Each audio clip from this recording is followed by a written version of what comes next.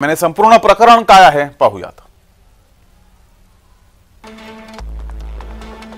इस्रायलकडून सिरियातील इराणी वाणिज्य दूतावासाच्या इमारतीवर हल्ला केला गेला। त्यात रिव्होल्युशनरी गार्डच्या एका वरिष्ठ अधिकाऱ्यासह 12 जण हे ठार झाले। त्याचा बदला म्हणून इराणने ही कारवाई केली असल्याचं मानलं जात आहे। इस्रायल गाझा पट्टीत मागील 6 महिन्यांपासून हमास विरुद्ध युद्ध सुरू आहे।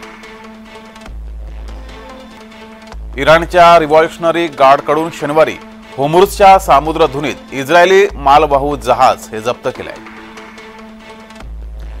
जहाजात 17 भारतीय नागरिकांचा समावेश आहे।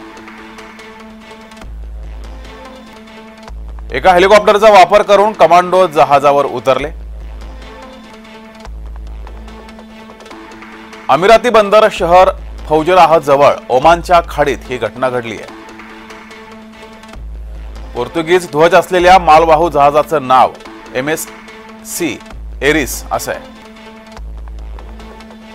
लंडन स्थित झोडियाक मेरिटाइज या कंपनीशी ते संबंधित जहाज आहे।